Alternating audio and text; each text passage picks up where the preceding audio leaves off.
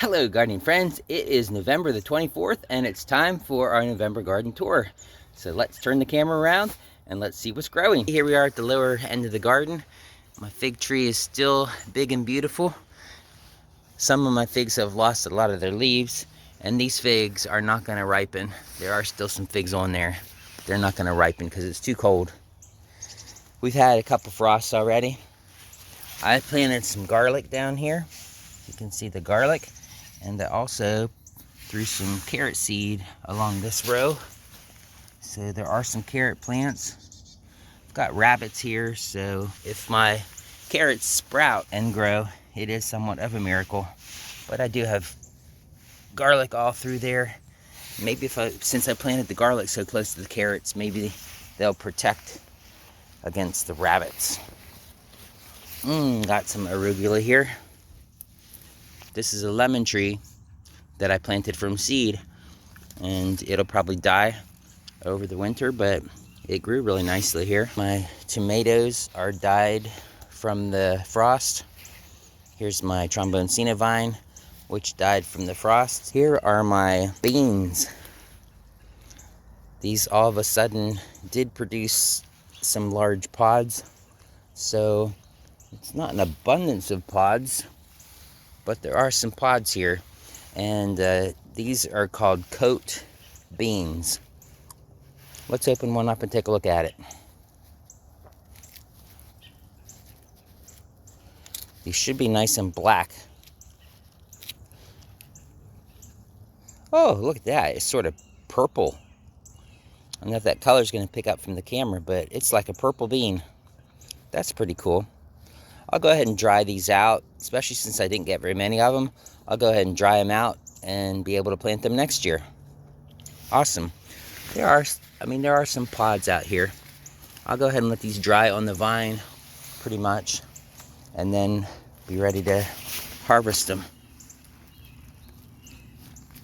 Yeah, there are some beans on there. There's some way over on the other side there too. Right, where are they? Right there. They're growing up on this TP trellis. There's some onions. There's an apple tree that's basically lost its leaves. There's still a few hanging on. This fig tree, you can see, has lost most of its leaves. They're damaged from the frost.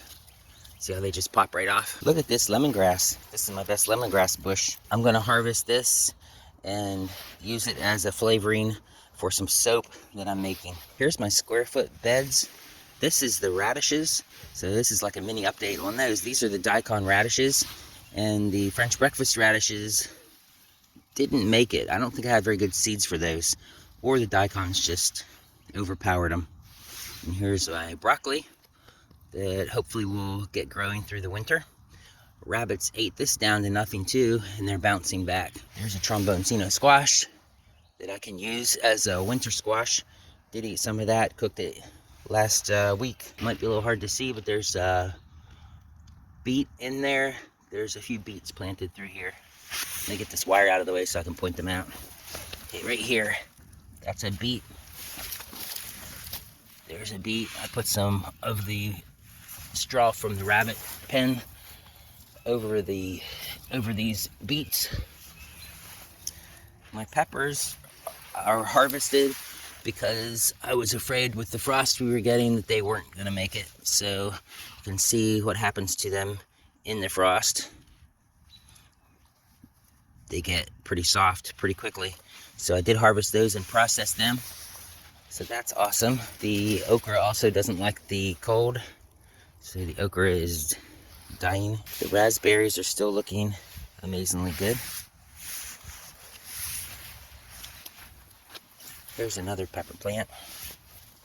This pepper plant produced a lot of peppers. I think it's a Coro de Toro pepper. Here's a red Malabar spinach. Can still eat some of these. It's pretty good. I like to eat the little tips of these. Here's some kale.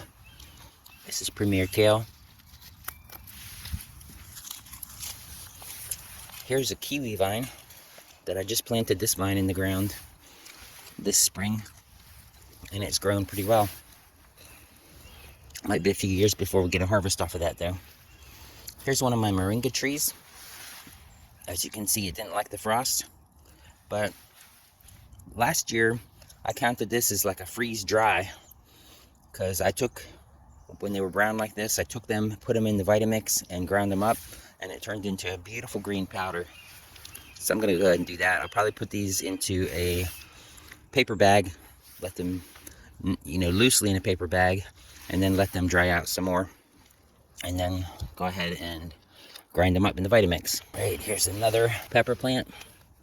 I believe this one was a jalapeno. It's got a nice red jalapeno on it. Oh yeah, look at that. Usually when they're crinkled like that, it means they're nice and mature.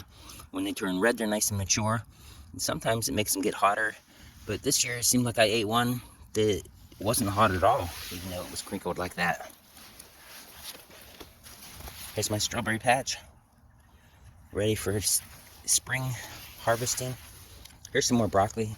These broccoli are actually bigger than my square foot ones because the rabbits didn't get to these. A couple more Daikon radish. You can see the white bulb on those. Those are the ones I got from Emma Gardner. Here's some more radishes. These are red ones. They were red bottom. I believe there's some kind of a giant one.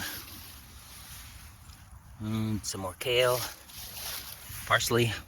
Parsley's nice to just take a leaf and eat when you're walking by. There's a little bit of dinosaur kale out here too. I planted this patch so my wife could pick stuff for the bunnies real easy. So that's what those radishes are. And this is actually a Italian dandelion, which the rabbits really like that too. Here are some sugar peas, some sweet peas, snow peas, whatever you want to call them. They might have enough time to put some pods out before it gets too cold. Here's my Egyptian spinach. You can see the seed pods on this. They turn brown like this, and then they start to dry out, and then when they're totally ready to drop their seeds, they'll just pop open. They'll pop open like this from the end, and the seeds will go flying. So the trick is to catch them before they do that, so you can have some seeds for next year. This is the asparagus, which this was the second crop that grew out and went to seed. The tops produce a lot of energy that goes down into the roots for them to sprout up in the springtime. Okay, there's some more radishes.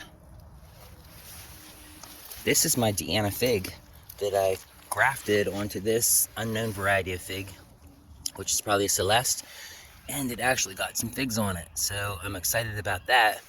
If this graft makes it through the winter and grows next year, we will hopefully get some Deanna figs to try. So I don't even know if Deanna figs are great for this climate, but I got them because it's my daughter's name. This is an avocado seed that came up. I think I might have planted this one actually right beside my worm pit. I've got a bunch of the rabbit bedding here for the worm pit. This is bloody dock, which my grandkids like me to make them green eggs using the bloody dock. Here's the garden where I planted a cover crop. Had a lot of beans in it. A lot of beans and sunflowers. And I think I also planted some kale and radishes and stuff like that in here too. But the beans were growing really well until they got frosted. Actually produced some beans, which you could even still eat if you wanted to. I'm allergic to green beans, which is weird. But I think I might just let those go ahead and die down onto the ground, and we'll compost it in. Look at these blackberries still blooming. They're braving the cold. Got quite a few blooms, and actually got some blackberries on here too. Okay, I actually got some persimmons on my persimmon tree. There's a couple of them made it this year. You see the orange persimmon under here? Those are a Japanese variety of persimmon, which are non-astringent, and they will be ripe in a little bit here when it turns colder. They'll soften up and they should be good to eat. They don't have seeds in them, which is pretty weird because I'm used to American persimmons that have seeds all over the place. Here's our pecan tree, and we actually got a couple pecans this year, but we didn't get any to eat because I didn't catch them before the squirrels. But there were really only a couple. This is the first year it's produced. Oh, actually I see some on there. Let's see if I can zoom in to get you a view of these. There they are. That's as close as I can zoom, but you can see them. Now you can't. Now you can right there. Right there. There's a little cluster of pecans. Oh, there's some right here too. There it is. Look at that pecan. They have like a shell that goes around them that pops open and the pecan drops out. And there's a couple over here too. There they are. So maybe I do have a chance of getting a couple pecans off the tree. If you are interested in growing nutrient-dense food, make sure that you like this and subscribe so that you don't miss anything. All right, I'm gonna put a link up here to a video that Google says you will like. Over here, I'll put a link to my starting square foot gardening video. Thanks for watching. Have a blessed day. See you all again real soon.